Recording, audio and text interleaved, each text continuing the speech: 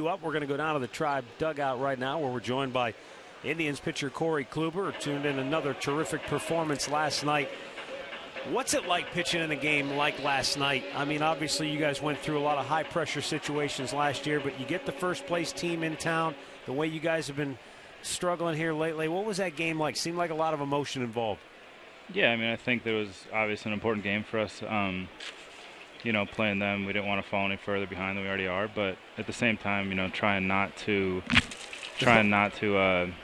put too much pressure on ourselves and make it more than it is, just one game. Oh boy, I can hear it raining already down there. Yep, it started. Okay. Hey, when you put a game plan together against a team like the Tigers, you're a lot of first pitch fastballs for strikes. I mean, and that's what you have to do when you pitch against an offensive club like the Tigers, isn't it? Just get ahead. Yeah, I mean, they're a very aggressive team, but you know, I think they're even better when they're ahead in the count and they're able to kind of hone in on the pitch they want. So almost use that aggressiveness to your advantage. Carlos Santana swings and fouls one back off Justin Verlander here in the second inning. We're visiting with Indians pitcher Corey Kluber, who was locked in a pretty good duel against his Tigers lineup last night. And that was a good matchup with Miguel Cabrera. You got in there, got in his kitchen early in the ball game. But he's a tough guy to face, isn't he? Yeah, I mean, the middle of their lineup with him and Victor is really probably not a better, you know, back-to-back hitters, especially with how hot they are right now. And, you know, there's going to be times where you make your pitches to them and they still get their hits, but you just kind of have to try your best not to let that affect you. Look at the composure of this guy, folks. I learned from Masty last year. Santana gets it by Cabrera. He's got a base hit, and he's going to turn and go to second. Cabrera's throw is in time. Well, it's easy to say after the fact that he was overly aggressive, but I like it because Cabrera was nonchalantly going after the ball right there. Well, that's exactly what Santana felt. He was going after it a little too slowly. He's going to get after it, pick it up, and it didn't go that far away from him.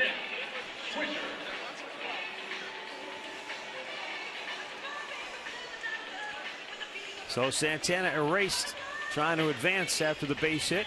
One down here in the second inning, going to bring up Nick Swisher.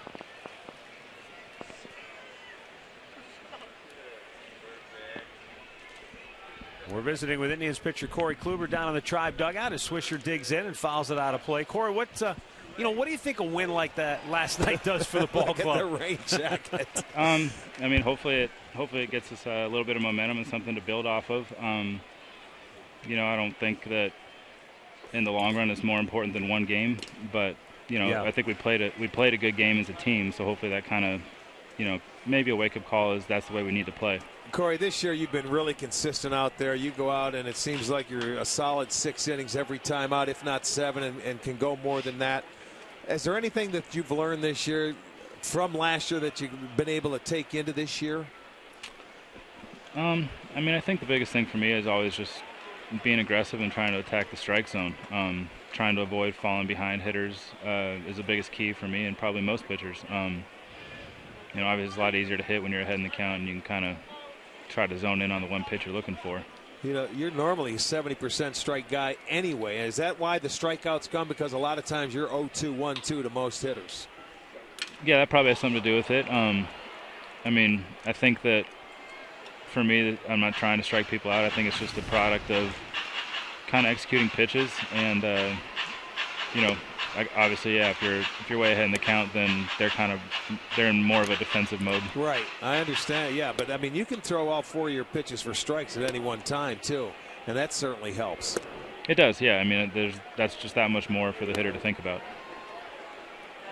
Well, I know one thing. Our statistician up here, Tommy Bowe, he says that when guys put the ball in play off you, they're hitting 525 or on the very first pitch. But you go at them with a fastball, so you don't mind that, do you, as long as you don't walk them? Yeah, I mean, I would – if a guy's going to swing at the first pitch, you know, you kind of take your chances with it. You don't want to change your game plan just according to the way that, you know, a certain hitter's attacking you or something like that. I mean, I think the big thing is to kind of stick with your strengths and, you know, not let them kind of take you out of your game plan. Well, Corey, this is a first. You look like a powdered sugar donut now. Yeah, I saw some baby powder flying across there. Well, you're a trooper. Thanks for hanging in there with us. We appreciate your time. Thank you. Best of luck the rest of the way. Thanks. Down the